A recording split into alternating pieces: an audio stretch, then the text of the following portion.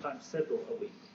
Hey to all you guys out there in YouTube land. Yes, it's me, Dualranger, again. I'm like loving this whole situation. But something came to my mind and attention. I kind of wanted to float this idea, and I'm not going to edit this, so this is going to be fairly organic and throw it all out there. I haven't really commented on the whole YouTube drama and flagging and so on, and I've stayed fairly neutral.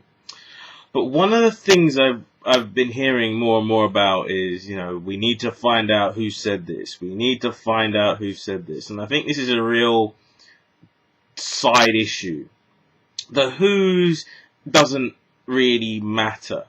The real issue is we need accountability for one, and we also need a form of appeal. And I think that's the two issues. Because whether or not whoever flagged is not the issue.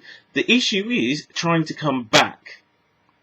And that's my issue. I think that's the first one we deal with. And especially when you deal with a YouTube that has limited resources. It's this whole knowing who sent it. Who cares who sent it, to be quite honest? Who really? Because, to be quite honest, it could be someone's, I'd call a multi, what you'd call a glove account. So who cares? I mean, because that's all that will happen if it's all about who sent it. If we make it all about who and not about how, then that's what turns around. We end up with a ton of multis or glove accounts doing all the dirty work, and essentially they're not accountable to anyone. So for me, we focus on accountability. So we find some way of at least finding out what we do need is we need a human being. Have an automated service dealing with this is too easy to be manipulated, as we've seen. It's like if you press flag and it automatically goes through the process, then you end up with real trouble. So we really do need an actual human being dealing with the issue. And I know it's just a lot of work and a lot of time, but at least one, it will slow down the flagging process, and two, at least you know that the flagging process has been properly looked at. And even if it's 20 minutes of looking at the issue and looking at the YouTube video,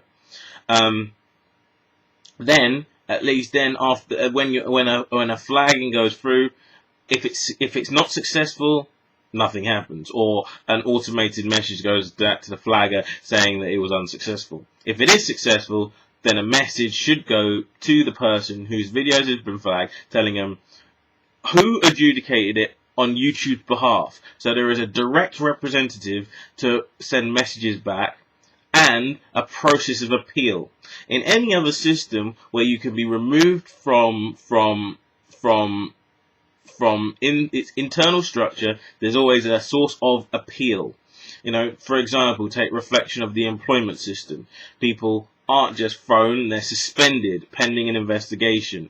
They then have the chance to appeal, and I think that's what we need. It's a staple in our legal systems, and I think YouTube needs to take this on board and have a system of appeal. As I said, I will reiterate this. I don't think we should be focusing on who does this, because we will end up with a ton of multis or glove puppet accounts, as some people refer to them. So the who, it's the how. That's the most important issue. Anyway, guys, this is me, Dualranger, saying peace out. And have a safe journey wherever you're heading.